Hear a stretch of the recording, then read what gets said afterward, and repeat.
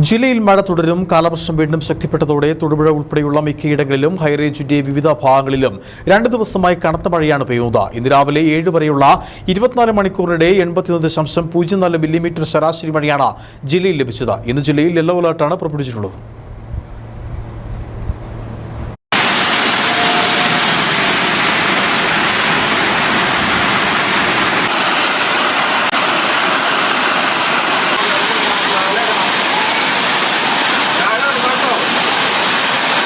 കഴിഞ്ഞ ദിവസങ്ങളിൽ ഏറ്റവും കൂടുതൽ മഴ ലഭിച്ചത് ദേവികുളം താലൂക്കിലാണ് 129.2.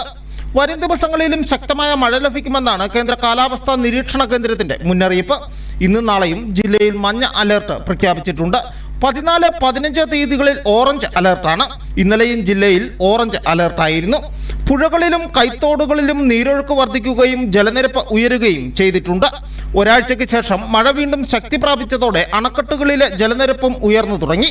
ജലനിരപ്പ് സംഭരണശേഷിയുടെ പരമാവധി എത്തിയതോടെ കല്ലാർകുട്ടി, പാംബ്ള അണക്കെട്ടുകൾ വീണ്ടും തുറന്നു.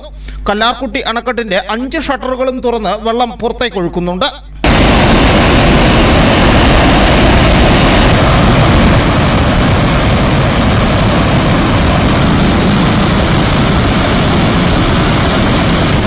പെരിയാറിന്റെയും മുതിരപ്പുഴയുടെയും തീരങ്ങളിലുള്ളവർ ജാഗ്രത പാലിക്കണമെന്ന നിർദ്ദേശവുമുണ്ട്. പാംബ്ള അണക്കെട്ടിന്റെ 3 ഷട്ടറുകളാണ് തുറന്നത്. മാട്ടുപ്പെട്ടി, കുണ്ടള, പൊന്മുടി തുടങ്ങി ജില്ലയിലെ മറ്റ് അണക്കെട്ടുകളിലേക്കും ഒഴുകിയെത്തുന്ന വെള്ളത്തിന്റെ അളവ് വർദ്ധിച്ചു. കഴിഞ്ഞ മാസം അവസാന വാരം കാലവർഷം എത്തിയ ശേഷം ജില്ലയിൽ ശക്തമായ മഴ പെയ്തിരുന്നു.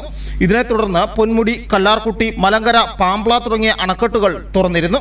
മഴ കുറഞ്ഞതോടെയാണ് തുറന്ന അണക്കെട്ടുകളുടെ ഷട്ടറുകൾ അടച്ചത്.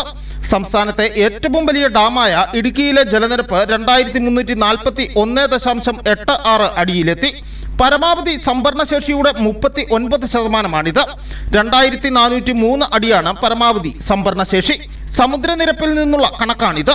ലോ റേഞ്ചിലെ പ്രധാന ഡാമായ മലങ്കര ഡാമിന്റെ ഷട്ടറുകൾ നിലവിൽ തുറന്നിരിക്കുകയാണ്. 39.7 മീറ്ററാണ് നിലവിൽ അണക്കെട്ടിലെ ജലനിരപ്പ്. News bureau, Udumbanchola.